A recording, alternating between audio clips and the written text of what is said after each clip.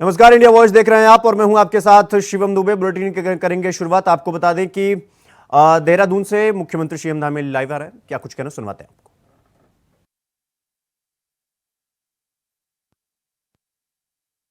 देहरादून आते हैं वे देखकर कहते हैं कि वाकई में आज देहरादून स्मार्ट सिटी देहरादून लगता है। और मैं माननीय मुख्यमंत्री जी का इसके लिए सभी देहरादून वासियों की ओर से बहुत बहुत धन्यवाद ज्ञापित करता हूं। मैं यहाँ उपस्थित होने के लिए अपने देहरादून के समस्त विधायकगणों का बहुत स्वागत और बहुत बहुत धन्यवाद ज्ञापित करता हूँ।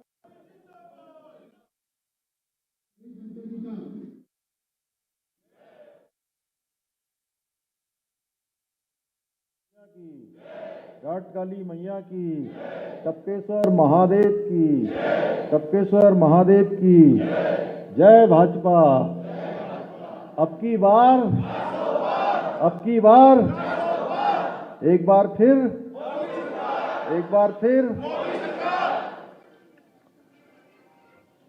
आप सबके द्वारा निर्वाचित और आपके आशीर्वाद से जो 2022 का आम चुनाव था, उस आम चुनाव में उत्तराखंड राज्य के इतिहास में पहली बार एक परिपाटी बदली, एक मिथक टूटा और हमारे प्रधानमंत्री आदरणीय नरेंद्र मोदी जी के नेतृत्व में, उनके मार्गदर्शन में उत्तराखंड के अंदर एक नया इतिहास बना। किसी राजनीतिक दल को राज्य स्थापना के बाद लगातार दूसरी बार सेवा और सरकार में आने का अवसर उत्तराखंड की देवतुल्य जनता ने किया। उसके 2 वर्ष का कार्यकाल आज पूरा हुआ है। इसके अवसर पर मंच पर आसीन हमारे आज के कार्यक्रम के अध्यक्ष और जिन्होंने एक बड़ी पीड़ा, जिन्होंने पिछले दिनों उसका सामना किया और हमारे प्रधानमंत्री आदरणीय मोदी जी के नेतृत्व में उस बड़ी पीड़ा से भी बड़े मैं कहूं कि संकट से आपको मुक्ति मिली और आज के कार्यक्रम के अध्यक्ष के नाते हमारे बीच में हैं विंग कमांडर आदरणीय आर.के. वशिष्ठ जी, हमारे इस क्षेत्र के लोकप्रिय विधायक, बहुत वरिष्ठ नेता आदरणीय खजानदास जी, रायपुर क्षेत्र के लोकप्रिय विधायक आदरणीय उमेश शर्मा काऊ जी, हमारे कैंट क्षेत्र की लोकप्रिय विधायक आदरणीय सविता कपूर जी, मंच पर आसीन जिला पंचायत के अध्यक्ष आदरणीय मधु चौहान जी, यहाँ से हमारे सरकार में हमारे सभी सहयोगीगण आदरणीय विनोद उनियाल जी, आदरणीय कैलाश पंत जी, आदरणीय विश्वास डावर जी, आदरणीय मधु भट्ट जी, एवं मेरे सामने बहुत सारे ऐसे नाम हैं। हमने पुनीत जी, हमारे अनिल जी, डॉक्टर आदित्य जी, विशाल भाई, हमारे युवा नेता श्री अर्चित जी, श्याम अग्रवाल जी, हमारी कला जी बहन जी, हमारी गार्जियन डॉक्टर जैन साहब, विनय जी, अब और अशोक भाई, आपने भी कल शाम को, मैं तो सच में भूल ही गया था कि अखबार में क्या निकला है। आपका ही लेख पढ़ा मैंने, सबसे ज्यादा बड़ा लेख इन्होंने मुझे रखा था अशोक जी। और हमारी विभिन्न संस्थाओं से आए हुए सभी हमारे हमारी बाल संरक्षण आयोग की अध्यक्ष आदरणीय गीता खन्ना जी समेत हमारे कर्नल भंडारी जी समेत उनकी पूरी टीम आई है। हमारे जोशी जी आए, जोशी जी और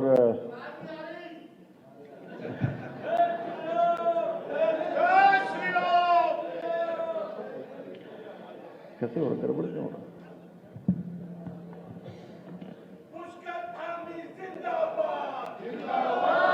और आज पूरे देहरादून से आए हुए विभिन्न विभिन्न संस्थाओं के हमारे सभी प्रतिनिधिगण, सभी हमारे वरिष्ठ जन और देहरादून की, मैं कह सकता हूं यहां पर जितना ये पूरा हॉल भरा हुआ है, इस सभागार के अंदर सभी हमारे देहरादून की क्रीम कह सकता हूं, जो सभी समाजों का प्रतिनिधित्व करती है। ऐसे उपस्थित सभी भाइयों एवं बहनों, हमारे संचालक श्री सिद्धार्थ जी, महानगर अध्यक्ष, आप सबसे पहले तो आज इस अवसर पर आप सबके यहाँ पधारने पर बड़ी संख्या में माताएं, बहनें, हमारे सभी बुजुर्ग, सभी युवा नौजवान साथियों, मैं अपनी ओर से आज आप सब लोगों ने मेरा अभिनंदन किया, स्वागत किया, अपना आशीर्वाद दिया। मैं अपनी तरफ से दोनों हाथ जोड़कर, सिर झुकाकर आप सबको प्रणाम करता हूं, आप सबका अभिनंदन करता हूं।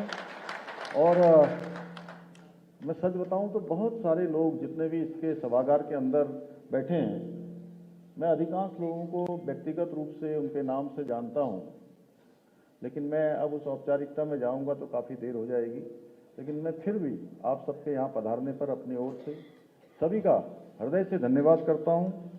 और आज इस अवसर पर उत्तराखंड राज्य स्थापना हेतु अपना सर्वस्व निछावर करने वाले ऐसे हमारे अमर बलिदानियों का, जिन्होंने देश की सीमाओं के लिए अपने प्राणों की शहादत दी, अपना बलिदान दिया, उत्तराखंड के समस्त आंदोलनकारियों को, उनको भी आज मैं नमन करना चाहता हूं कि उनकी प्रेरणा से हम आज राज्य को आगे बढ़ाने का काम कर रहे हैं।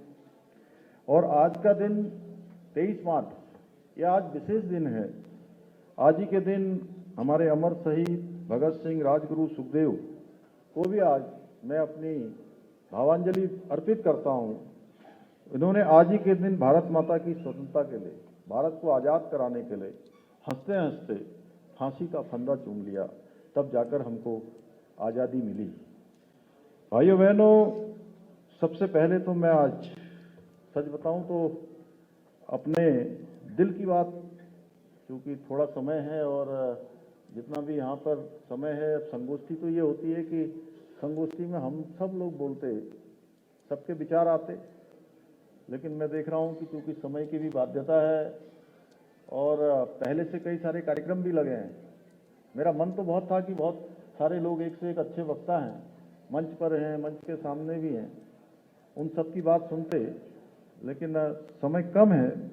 इसलिए मैं यही कहना चाहता हूँ कि आज आप सब लोग इतनी बड़ी संख्या में यहाँ आए हैं, और जिस प्रकार से मैं इस प्रांगण में आया, इस होटल के बाहर जैसे ही पहुँचा, हमारे युवा नौजवान, माताएं, बहनें, हमारे बुजुर्ग जैसे आशीर्वाद दे रहे थे, मन ही मन मुझे बहुत खुशी हो रही थी, बहुत प्रसन्नता हो रही थी कि आप सब लोग, और मुझे ऐसा लग रहा था कि हमेशा की तरह आप सबका जो आशीर्वाद है, उस आशीर्वाद की बारिश हो रही है, मंद मंद बूंदें पड़ रही हैं, और आप सबका ये जो उत्साह है, और जिस प्रकार से मैं आज ये जरूर कह सकता हूँ कि पूरे उत्तराखंड के अंदर इस दौरान जहाँ हमारे 13 प्रशासनिक जिले हैं, 13 प्रशासनिक जिलों में मैं एक एक जिले के मुख्यालय पर गया, और हमने जो अभी मातृशक्ति वंदन के समारोह आयोजित किए, उस समारोह में जिस प्रकार मातृशक्ति ने बढ़ चढ़कर भाग लिया और छोटे छोटे स्थानों पर बड़ी संख्या में आकर उन्होंने आशीर्वाद दिया, और आज भी मैं देख रहा हूं संख्या का महत्व होता है, लेकिन जो ऊर्जा, जोश, उमंग, उत्साह, वो अपने आप में बहुत कुछ कहता है। आप सबके अंदर जो मैं ऊर्जा देख पा रहा हूं, जो आपका उत्साह देख पा रहा हूं, जो प्रेम देख रहा हूं अपने बड़े। तो दिल्ली शराब घोटाला मामले में अरविंद केजरीवाल ईडी की गिरफ्त में है। इस बीच राउ रेवेन्यू कोर्ट से भी केजरीवाल को तगड़ा झटका लगा है।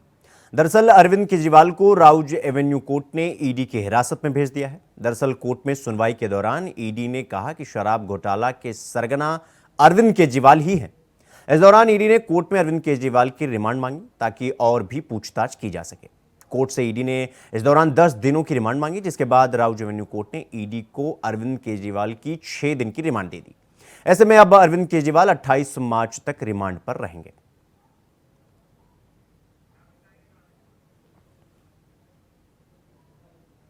तो केजरीवाल की गिरफ्तारी पर यह आरोप है कि आबकारी नीति 2021-22 मामले में परिवर्तन हुआ और कारोबारियों के लिए मार्जिन प्रॉफिट 12% किया गया और रिटेलर के लिए मार्जिन प्रॉफिट 185% किया गया। बदलाव के लिए शराब कारोबारियों से रिश्वत ली गई। तो केजरीवाल की गिरफ्त को लेकर के यह आरोप है। 100 करोड़ की रिश्वत लेने का आरोप है अरविंद केजरीवाल पर।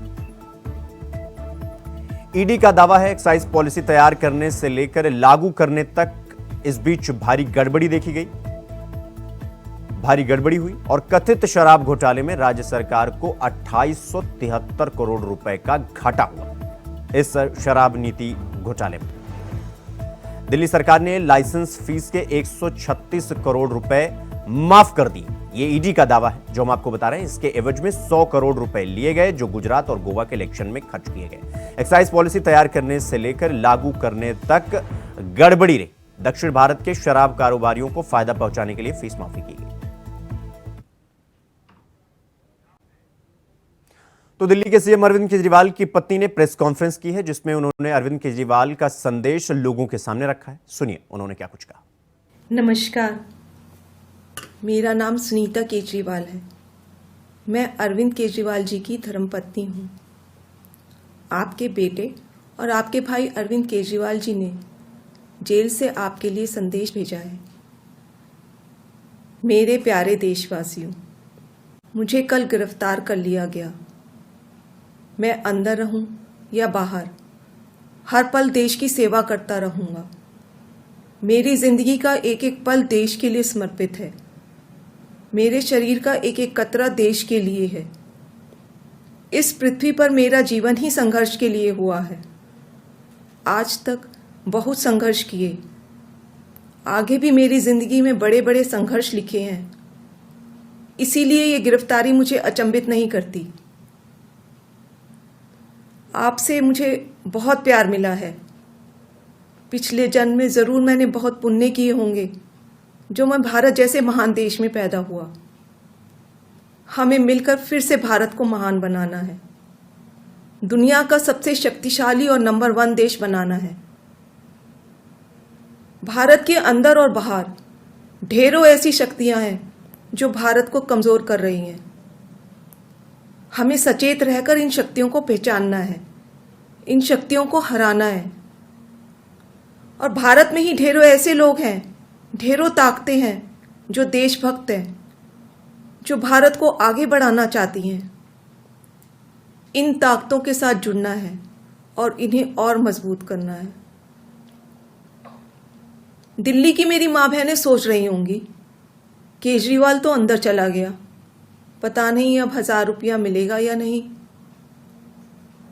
मेरी सभी माताओं और बहनों से अपील है, अपने भाई और अपने बेटे पर भरोसा रखो। ऐसी सलाखें नहीं जो आपके भाई और आपके बेटे को ज़्यादा दिन अंदर रख सके। मैं जल्द बाहर आऊँगा और अपना वादा पूरा करूँगा। क्या आज तक कभी ऐसा हुआ कि केजरीवाल ने कोई वादा किया और पूरा नहीं किया? आपका भाई, आपका बेटा लोहे का बना है, बहुत मजबूत है। बस एक विनती है, एक बार मंदिर जरूर जाना और भगवान से मेरे लिए आशीर्वाद मांगना। करोड़ों लोगों की दुआएं मेरे साथ है, यही मेरी ताकत है। आम आदमी पार्टी के सभी कार्यकर्ताओं से भी मेरी अपील है कि मेरे अंदर जाने से समाज सेवा और लोक सेवा का काम रुकना नहीं चाहिए। और हाँ, इस वजह से बीजेपी वालों से भी नफरत नहीं करनी। वे सब हमारे भाई बहन हैं। मैं जल्द लौट कर आऊँगा। आपका अपना अरविंद। जय हिंद।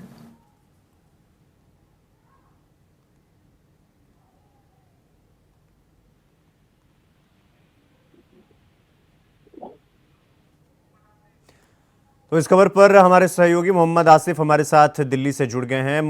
आसिफ, सुनीता केजरीवाल के इस प्रेस कॉन्फ्रेंस में जो कुछ भी उन्होंने कहा, इसे कैसे देखते हैं आप? आपको बता दें कि जिस तरीके से लगातार केजरीवाल के जेल जाने के बाद आज एक मैसेज फ्लैश हुआ कि सुनीता केजरीवाल एक प्रेस कॉन्फ्रेंस करने जा रही है, तो कहीं ना कहीं एक बहुत सारी आशाएं थी और बहुत सारी संभावनाएं थी कि वो कोई एक बहुत बड़ा ऐलान जरूर करने जा रही है आम आदमी पार्टी की तरफ से। लेकिन जिस तरीके से उन्होंने केजरीवाल का संदेश पढ़ के सुनाया, उसमें साफ तौर पे साफ देखा जा सकता है कि आने वाले समय में ये, हालांकि कहा जा रहा है कि केजरीवाल जो है जेल में रहकर ही सरकार चलाएंगे, लेकिन जिस तरीके से सुनीता केजरीवाल ने आज आके प्रेस कॉन्फ्रेंस करी है, एक मैसेज तो बहुत क्लियर तौर पे साफ देखा जा सकता है कि आने वाले समय में जो है सुनीता केजरीवाल को जो है कहीं ना कहीं बागडोर संभालनी पड़ेगी और उन्हीं को लेके जो है लगातार अब आम आदमी पार्टी जो है उन्हीं के निर्देशन में काम करती हुई नजर आएगी। आसिफ, जितनी सिंप्लिसिटी के साथ सुनीता केजरीवाल ने प्रेस कॉन्फ्रेंस कर कहा कि आपके भाई, आपके बेटे ने ऐसी ऐसी चीजें आपके लिए एक संदेश दिया है, क्या ये इतना सीधा पूरा ये मामला है? क्योंकि कल जब ईडी और अरविंद केजरीवाल के वकील के बीच में एक लंबी बहस चली और उसके बाद कोर्ट ने 6 दिन की रिमांड पर भेज दिया, तो क्या बिना कुछ हुए, बिना कुछ किए धरे और कोर्ट 6 दिन की रिमांड दे देता है अरविंद केजरीवाल की?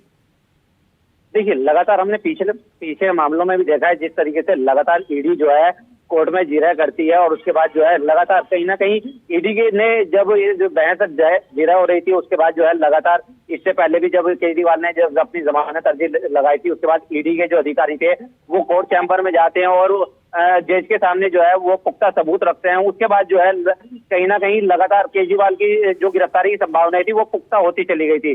कल भी जिस तरीके से कोर्ट में बहस हुई है और ईडी के जो अधिकारियों ने वहां पे जिरह करी है और लगातार उन्होंने जो सबसे एविडेंस जो कोर्ट के सामने रखे हैं वो कहीं ना कहीं एक पुख्ता तौर पे ये साफ संदेश जरूर दे रहे हैं कि ईडी के पास जो है ये पुख्ता सबूत है कि इसीलिए उन्होंने इस पूरे मामले में जो है मुख्यमंत्री अरविंद केजरीवाल को पूरे मामले का किंग पिंग बताया है। तो कहीं ना कहीं जो है अभी अरविंद केजरीवाल की जो परेशानी है वो लगातार बढ़ती हुई नजर आएगी, क्योंकि अभी उनके बाहर आने की कोई संभावनाएं नजर नहीं आती है, क्योंकि अभी 10 दिन की जो ईडी की रिमांड है उसके बाद उस में ईडी उनसे सवाल जवाब करेगी और उस सवाल जवाब में कहीं ना कहीं जो है जो बाकी जो आरोपी है उनको भी आमने सामने बिठाकर पूछताछ होगी। तो इसके बाद जो है कहीं ना कहीं लगातार, हालांकि ये जिस तरीके जी आसिफ, बहुत बहुत धन्यवाद आपका हमारे साथ जुड़ने के लिए।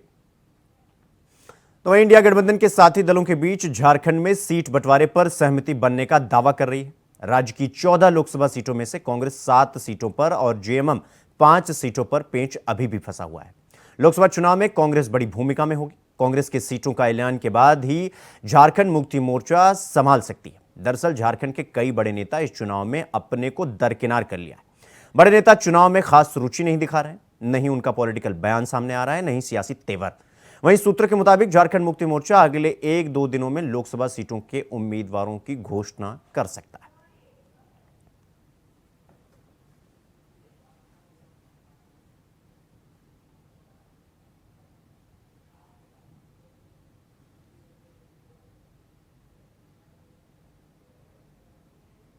जहाँ तक पेपर में ये न्यूज़ आया है कि इंडिया गठबंधन के पास उम्मीदवारों का टोटा है, तो मैं यहाँ के भाजपा के नेताओं से ये बताना चाहता हूँ कि इंडिया में गठबंधन में नेताओं का टोटा नहीं है, ये तो बीजेपी में टोटा है, जो इंडिया गठबंधन के कई नेताओं को अपने पाले में करते हैं, फिर उनको टिकट देते हैं।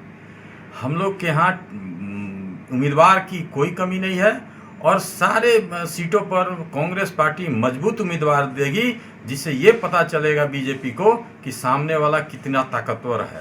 और रही बात बीजेपी का, तो हम लोग को पता है कि उनके पूरे 303 सांसद में करीब 82 से 84 सांसद कांग्रेस पार्टी से गए हुए लोग हैं, इसलिए उनके कथनी और करनी, उनके बातों पर हम लोग बहुत ध्यान नहीं देते हैं।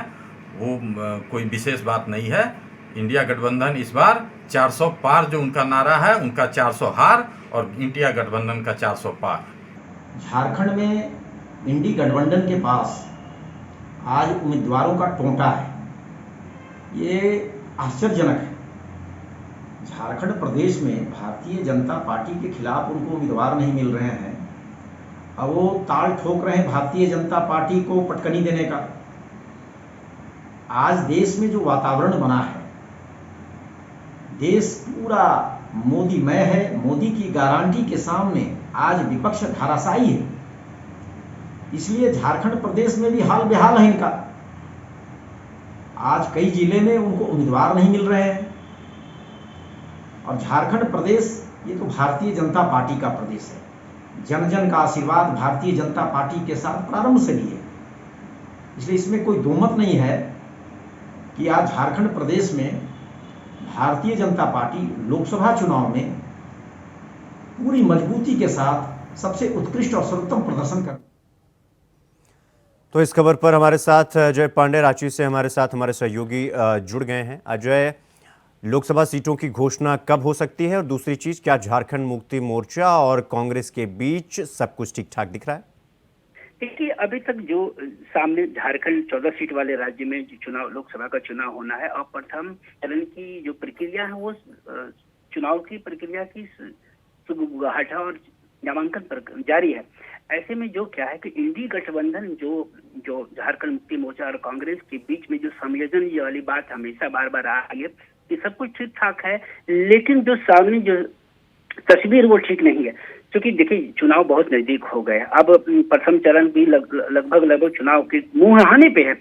ऐसे में इंडिया गठबंधन की ओर से अभी तक उम्मीदवारों की सूची जारी नहीं की गई, तो कहीं कहीं मुझे लगता है कि ये उनमें आपस में संयोजन नहीं बन पा रहा है। उनके उम्मीदवार उस हिसाब से जो बीजेपी ने जो अपने सेनापतियों को उतारा है इस चुनाव के मैदान में, उनके मुकाबले करने के लिए उनके उपयुक्त उम्मीदवार जो हैं सामने नहीं दिख पा रहे हैं। यही कारण है कि झारखंड मुक्ति मोर्चा में भी अभी तक चूंकि ये पहले ये बात हो चुकी थी कि कांग्रेस के उम्मीदवारों की घोषणा होने के बाद झारखंड मुक्ति मोर्चा अपनी उम्मीदवारों की घोषणा होगी, लेकिन अभी तक ये नहीं हो पाई है। आपने पिछले दिन देखा होगा शिवम जी कि उम्मीदवार जो है आरजेडी से अपने स्वयं को बिना घोषणा किए हुए पार्टी के इंडी गठबंधन की सहमति से किए हुए बिना जो है राज्य के मंत्री सत्यानंद भोक्ता ने अपने आप को स्वयं उम्मीदवार घोषित कर दिया। तो ऐसे में चूंकि लग रहा है कि जो झारखंड जो गठबंधन है वो सही राह पर नहीं है और उनके अंदर जो है खाने में अंदर ठीक ठाक नहीं चल पा रही है। यही कारण है कि लगातार इस सवाल। जी अजय, बहुत बहुत धन्यवाद आपका हमारे साथ जुड़ने के लिए। तो खबरों में आगे बढ़ेंगे। आपको बता दें कि गाजियाबाद के इंदिरापुरम के वैशाली इलाके में एक वीडियो वायरल हो रहा है जिसमें युवक कार पर बैठकर स्टंट करते हुए और रील बनाते हुए नजर आ रहा है, जिसको सड़क पर जा रहे लोगों ने अपने कैमरे में रिकॉर्ड कर लिया, सोशल मीडिया पर वायरल भी हो गया। फिलहाल पुलिस सड़कों पर जानलेवा स्टंट करने वालों को रोकने में नाकाम दिखाई दे रही है।